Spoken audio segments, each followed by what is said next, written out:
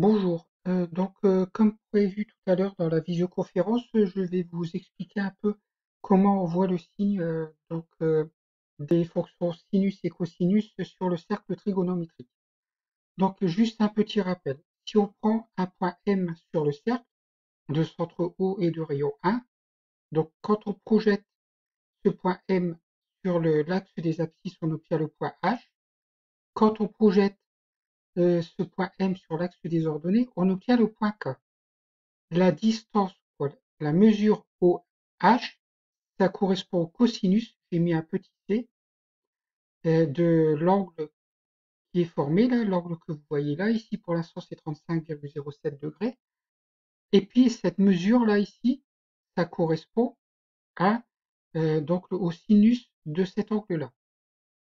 Donc déjà, si je mets le point M en A ici, voilà, le point M en A. Bien sûr, la distance OH, elle est égale à 1. Donc le cosinus est égal à 1. L'angle est égal à 0. Et puis le sinus vaut 0. Donc on peut voir ici.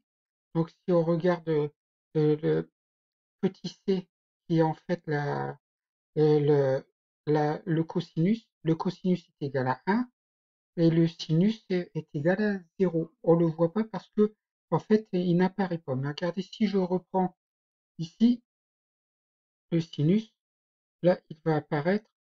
Alors, le S, il est où? Il est trop bas. On ne peut pas le voir, il est en bas. Donc, le S est égal à 0, en fait, hein.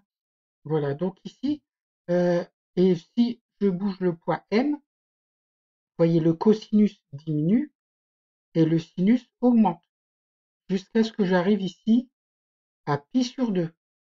Dans ces cas-là, ici à pi sur 2, donc voilà, ici à pi sur 2, à peu près, on a le cosinus qui vaut 0 et le sinus qui vaut 1. Donc, et puis, je continue avec le point M. Là, si j'arrive ici, donc en pi, voilà là, ici, donc je retrouve en fait le cosinus qui vaut moins 1 et non 1 parce qu'en fait, le GeoGebra prend la distance et pas la mesure algébrique et le sinus vaut 0. Alors, si on revient à l'exercice que vous aviez à faire sur l'EDM, on veut que le sinus de x soit supérieur à 0,5. Donc je me place ici pour avoir un sinus est égal à 0,5. Malheureusement, on ne le voit pas ici. À cause de la barre de tâches du logiciel Screen-O-Matic. Et donc, ici, regardez le sinus, c'est cette longueur-là, ça vaut 0,5. J'espère que vous voyez bien. Voilà. Alors, on voulait que le sinus soit supérieur à 0,5. Donc, je vais activer la trace. Donc, si je bouge et je veux à tout prix que ce sinus soit supérieur à 0,5, donc je regarde ici, hein, donc il ne faut pas que je descende en dessous de 0,5.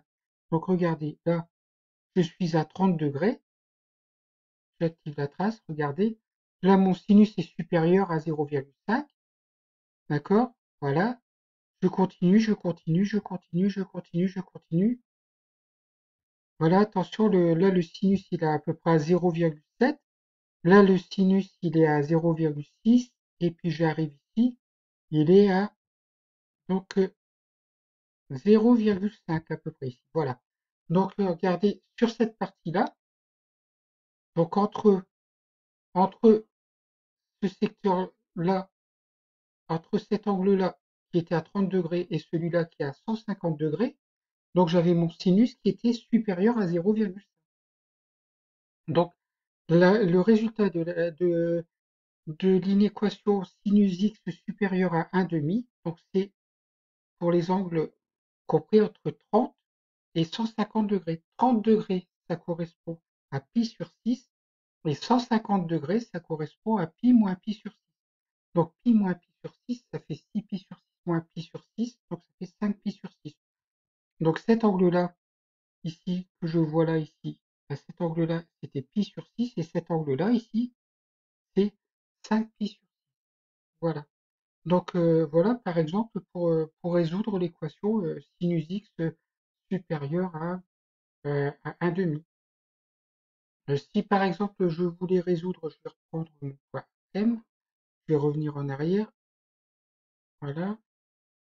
Là ici je repars ici, puis je vais retirer, activer la trace, afficher la trace.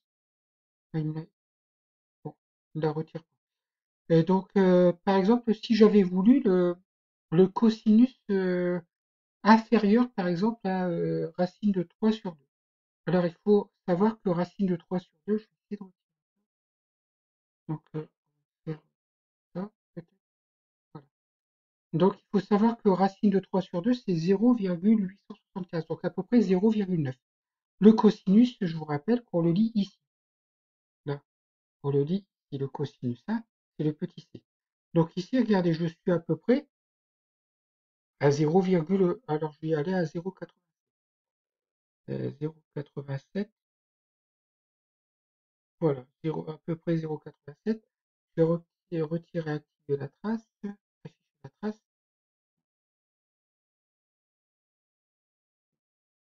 Voilà.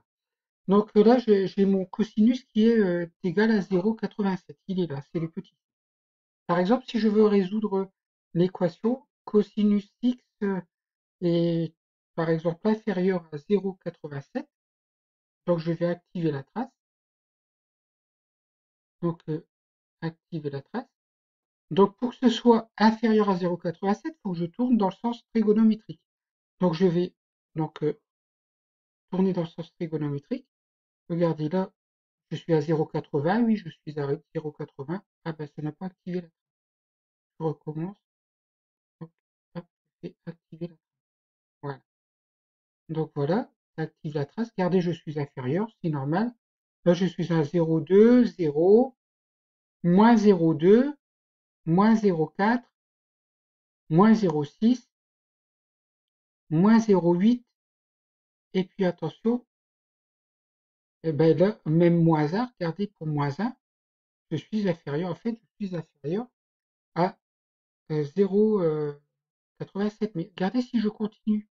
Ici, je suis encore inférieur à 0,87. Je suis à moins 0,8. Là, on regarde bien ce point-là. Ici, je suis à moins 0,6.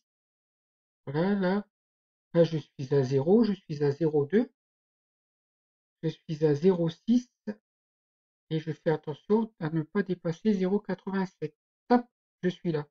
Donc en fait, le cosinus de θ, par exemple, est plus petit que 0,87, donc plus petit que racine de 3 sur 2, quand x est compris entre 30 degrés, et puis ici c'est 2π moins 30 degrés, donc de 360 moins 30, ça fait 330 degrés, donc soit pi sur 6, compris entre pi sur 6 et 2π moins pi sur 6, donc ça fait 11 pi sur 6. Voilà, donc j'espère que vous avez bien compris. Là ici, je ne peux pas avec GeoGebra écrire pi sur 6 et 11 pi sur 6. Donc là, il faut raisonner avec les degrés. Ici, regardez, on voit pas bien, mais je suis à 330 degrés. Voilà, alors que là j'étais à 30 degrés ici. Là j'étais à peu près, pardon, je suis allé trop loin, j'étais ici à 30 degrés.